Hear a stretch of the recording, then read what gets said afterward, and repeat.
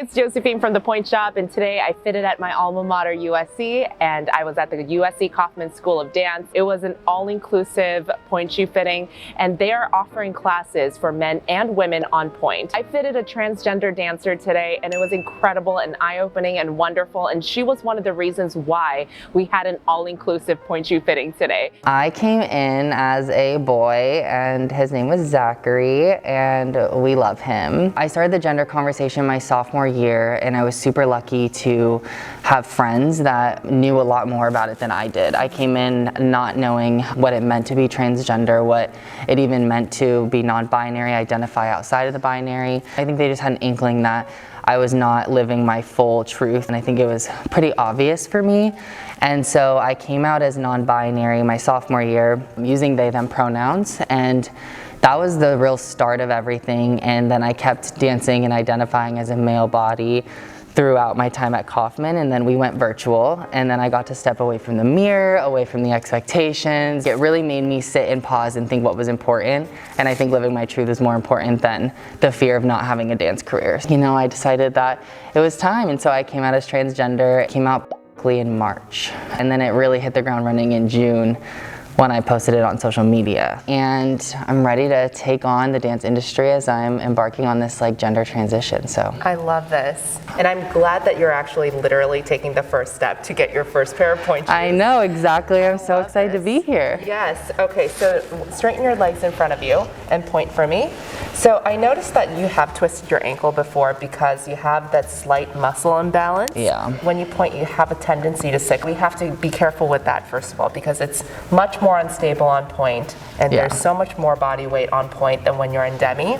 We want to make sure that we're using your full range of motion to get over the box, so it has to be soft enough, but also we want something that's wide enough here so that you're not tilting over towards your pinky, which is your tendency, until we can fix that imbalance. Yes, I've been a sickler my whole entire life. I blame the bow legs. That's what I blame.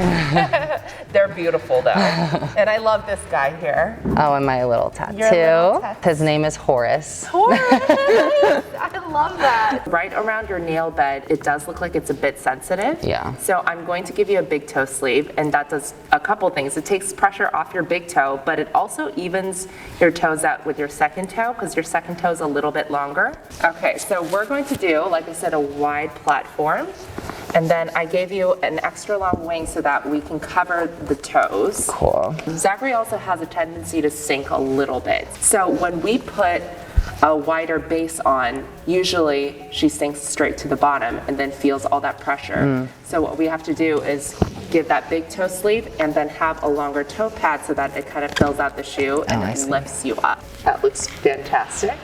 Step up onto both feet.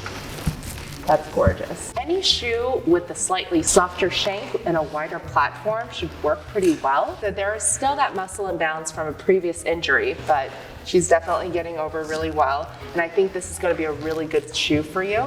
Feel this right here, your big toe. Does it feel like it's pressing on the floor at all? No. Great. Okay, so keep this and then straighten your knees. Yes. Oh. Beautiful, beautiful, beautiful. Yeah. Yes, that's it. That's it. She sickles a tiny bit, so I wanted to make sure that we start her out with something that was very stable, even though she sank a little bit. So we did have to add a little bit more padding for her, but I think I would have rather done that than give her something that was a little bit too tapered for her and not able to control. This was her first pair of pointe shoes, and I was so honored to be part of that. So what kind of changes do you want to see in the dance world? I just want more understanding, I think, and I want more accountability. I think that so many people say that they're so forward thinking, and they say that they want to embrace all genders on stage and they want to respect the past but then push it forward. But then when you look at the actual classroom or the studio or the ways that companies are operating, it's still like we're in the 70s and the 80s and 90s. Like, no one has really jumped into the 21st century yet, and I'm just really excited for young leaders to get into those companies and start demanding change, because I think that's what happened at Kaufman. Now it's a really great culture about pushing each other and holding each other accountable, and I think that the the professional dance industry needs to take note. And I think that having these types of conversations, and the more places that we can have these conversations, it's going to spread the education and the awareness. And I think what you're doing is amazing. Thank you. Yeah, it's been really special. And I think too, a big part of it is people don't know where to start and people don't know how to have the conversation. And so instead of doing the research, they're too intimidated and they want to step back and they want to let other people do it first. And so something that I'm really passionate about is creating resources and having conversations that, you know, welcome people from all different backgrounds. It's creating a more empathetic and more understanding world in the dance world. Zachary is going to be a huge inspiration for dancers just like her all over the world, and I hope that this inspires you. And if you want to reach out to her, we will have all of her information in the description box.